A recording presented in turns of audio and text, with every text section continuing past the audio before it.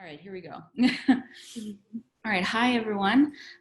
Welcome to another day and the last of our interviews with members of our EMCC family who are being in step with God and in step with what He's doing with refugees and newly settled peoples here in Canada. So I'm still in Calgary and Aynsley is here from Sarnia. So Aynsley, would you be willing to introduce yourself a bit? Yeah, hi everyone. My name's Aynsley. I'm currently just finished my third year at Carleton. I'm a global and international studies student specializing in global development. So yeah, really excited to be here today talking to you guys about refugees. This is an area that I'm really passionate about, really interested about. So yeah, excited to learn more and talk to you guys about this. So Aynsley, can you give all of us a snapshot into where your story begins in intersecting with refugees? How did their presence in your community, and even as you were studying the sort of plight of refugees, how did it come on your radar? Yeah, for sure. So I think, for a lot of us, and definitely for me, the kind of Syrian refugee crisis that peaked in 2016. So at the time I was 17, so I'm seeing that on the news, right? At the time, I'm kind of getting a lot more interested in global issues. I'm deciding, what am I going to do after high school? So I'm learning a lot more about kind of global issues. And then, yeah, I go to Carleton. I finished my first year. And, first year of university, you're learning a lot. You learn a lot of new things, exposed to a lot of new things. So my worldview kind of broadened a little bit, had a lot more issues on my mind. And so after my first year, I spent that summer, I was working for World Partners during that summer as well. And then also that summer I was working for in Sarnia, the YMCA Newcomer Immigrant and Refugee Center. And my role at that time, I was primarily doing children's programming. So I had a lot of, one-on-one experience with refugees in my own community, which was really unique, kind of made the issue a lot more close to home for me. Learned a lot about different problems that are occurring right here. And then, yeah, during that same time, I was working for World Partners. So we talked a lot about this issue of refugees kind of on a more global scale. So yeah, that summer was kind of like this twofold thing for me. I was experiencing it locally and then talking about it on this much more like large scale as well. And then, yeah, went back to school, completed my second year. And then following that, I went to Spain, which, yeah. So what was something that you learned being in Sarnia before you had this chance to go to Spain, as you were interacting with kids and doing this sort of great integrated kids program? Mm-hmm. Yeah, so I think, Sarnia is not a big city at all, definitely a small city, but this issue is not really something that we hear a lot about or talk a lot about, and so I didn't even realize how many refugees we had in Sarnia really before this experience, and we have a lot, right? And so when refugees are coming to Sarnia, they're having trouble finding employment, finding housing, the kids don't want to go to school, right? There's language barriers, and so there's so much that we can be doing just here in Sarnia to kind of work together on this issue, collaborate. So yeah, that was the biggest thing for me, is like I just didn't even really realize how much we can do right here. Brilliant. And then you got a chance to not only experience it locally, but then sort of head out into the big wide world. So can you just give us some context for how you were involved with issues surrounding refugee resettlement in Spain and even across Europe? Mm-hmm. Yeah, so like I said, I study global development, and so one of my program requirements is I have to complete an international experience, and so there's a wide range of kind of options for that, but I really wanted to do an internship, kind of just experience something a little bit more hands-on. So after second year, I went to Spain, and because of my past work experience, my future interests, I ended up with Ashoka, and Ashoka is a global NGO. They have what's the word, like offices all over the world, right? They have a branch in Canada as well. So I was working for Ashoka in Spain, and specifically I was part of the Hello Europe team. And Hello Europe is this kind of networking solution for different social entrepreneurs in Europe. So I was more behind the scenes, right? So Hello Europe is kind of more of a background. They're not working directly with the intermediaries. They're not working directly with the refugees. They're working with the people that are working with the refugees.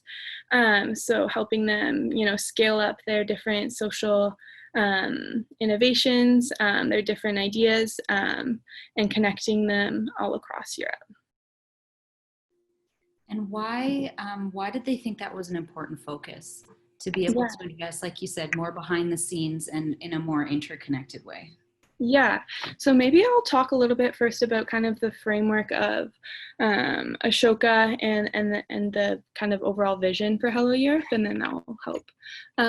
So Ashoka operates under the idea that everybody is a change maker. So they're really focusing on people and their skills and their value and what they bring to the table, not so much focusing on what we can do for these people, right? So it starts with the people and how do they have the capabilities to change their situation. And this Ashoka operates not just in refugees and migration, right? They're in every sector, working with social entrepreneurs.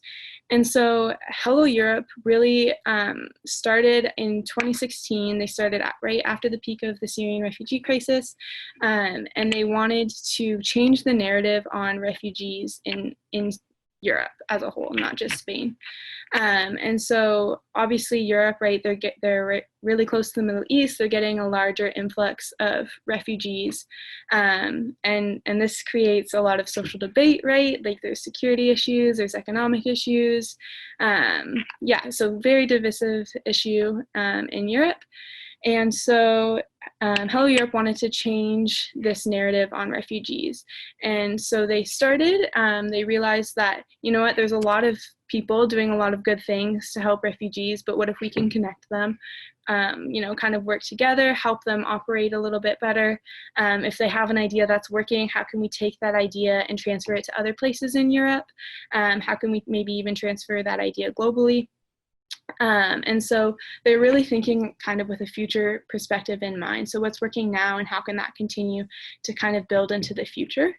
And so Hello Europe specifically kind of operated with this framework of change. So it had three kind of big main ideas. The first one being taking from Ashoka's broader idea that everyone is a change maker. So how can we change refugees from being viewed as passive people, passive objects of pity, to people that actually have power and leadership and good ideas, and how can they be active agents in their own change, their own kind of future life, right? Because they're the ones that know what they need.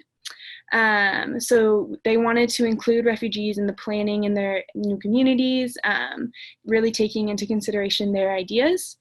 And then so that leads to the second idea under this framework of change, with empathy as the foundation, which is really interesting. So they believe that change could occur through storytelling, and that in order to really achieve change that will last, we have to listen to each other, which corresponds really well to this idea of everyone being a change maker. And then lastly, Hello Europe, as part of their framework of change, they knew that there needed to be collaboration across sectors. So there's a lot of really, really good work in the field of migration and refugees in all kinds of different areas, whether it be, education, housing, right, things like that. But what if we can get all of these kind of sectors to work together and achieve a really better outcome? So that was kind of their idea and their kind of vision for, a better future for refugees in Europe. And at the time when I was there, I was there 2019, 3 years after they kind of started. They had 72 different solutions across Europe. So that number's probably kind of fluctuated since then.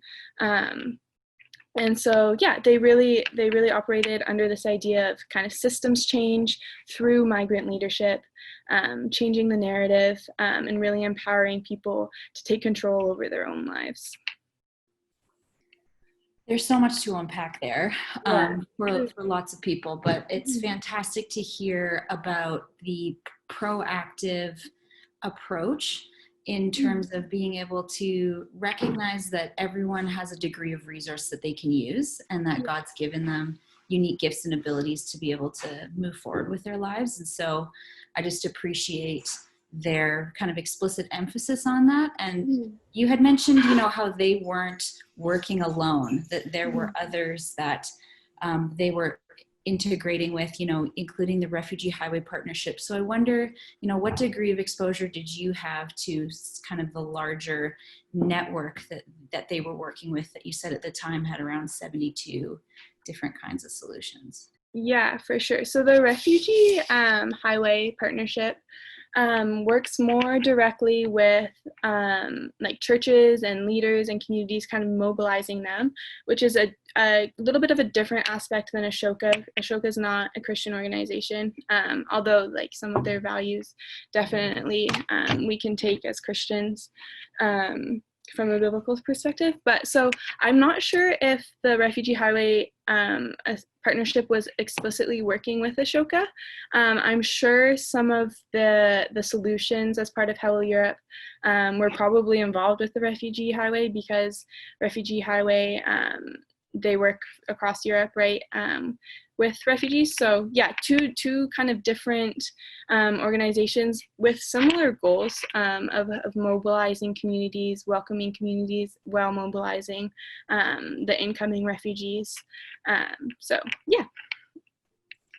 There's so much, there's so many different ways to partner with what's happening, right? And I think that your story and your experience, you know, locally in Sarnia and then in Spain as well, just shows that there's so many different ways that people can engage. And we've been hearing all week about how different people have been stepping up and sort of realizing what God's put in front of them. And so it's exciting to hear about this initiative around Hello Europe, the values that are there, and the fact that they're willing to be nimble based on sort of what refugees bring to the table in terms of their own skill set and their own vision for the future. So as you were working with this initiative and as you were meeting different people, what were some things that you learned? Like, did you observe a change in how people perceived refugees or those that Ashoka was working with?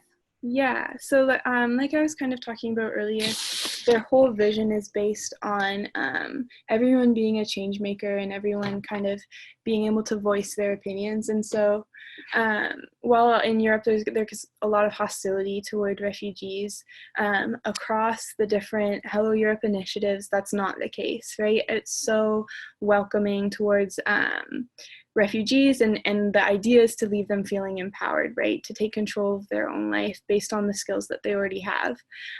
One of the things that I really noticed, and one of the things I was kind of working on while I was there, is how can we involve younger refugees, younger generations, and even what they called like second generation refugees, so the children of migrants who have already been living there. How can we take their voice and their experience and make it heard, and kind of create change in that way? So definitely to include the voices of younger people, younger generations, I thought was super important, super valuable, and not kind of something that the wider European population was maybe considering at the time.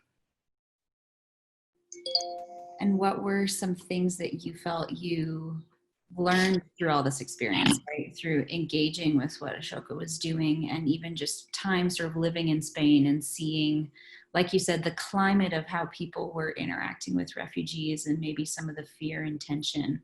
What were some things you learned as a result of being immersed in that environment? Yeah, I think working with refugees, different kind of refugee related areas, one of the biggest things I come back to, the verses I come back to in the Bible is Matthew 25, and Jesus is kind of talking about when I was a stranger and you welcomed me in, when I was thirsty and you gave me something to drink. And so I'm really encouraged by that, and just kind of reminded that when we welcome one person in, right, we're serving Jesus. And that when we're talking about loving our brothers and sisters, loving our neighbors, this applies to people around the world, right? We aren't just loving the people that are close to us, but we can love everybody. And so, yeah, for me, that's been really encouraging. Also, just so inspired by the resilience of different people that I've interacted with. You know, people, no one chooses to necessarily be a refugee, right? No one can really be blamed for the situation that they've been put in. And so to see their resilience, to see them come specifically as part of Hello Europe, different solutions, to start their own solutions, to initiate change, and then want that change for other people, want that change for wider society, and just like to create a sense of community. For me, that's been really, really inspiring.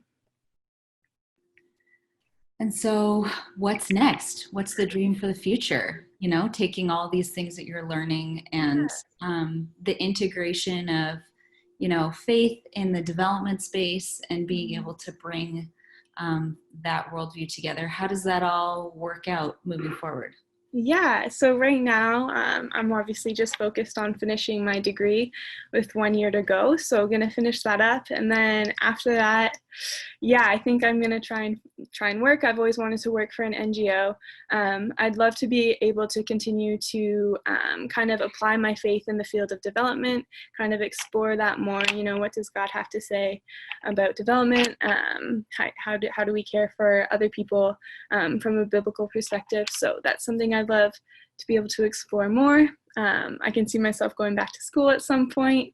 But yeah, really just going to lean into God's voice and what he has to say for my future. Fantastic.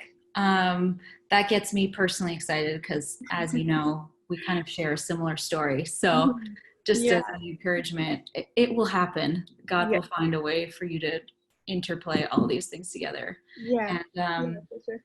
yeah, development is such a cool field to be involved in that it can give you such a holistic perspective. And so just thanks for sharing your experience today. And I hear that holistic care and that holistic view, not only in how you've been engaging with refugees in Sarnia, but also through your experience in Spain. So thanks for joining us. Yeah, thank you for having me. And as always, appreciate your leadership and your experience in kind of the things that I'm learning as well. So thank you. Cool. All right. Well, if other people want to learn more a little bit about what Aynsley is talking about, she's going to send us some links that you'll be able to access and be able to learn a bit more about Hello Europe and their perspective on how refugees themselves could be change makers for their own future. So watch out for those.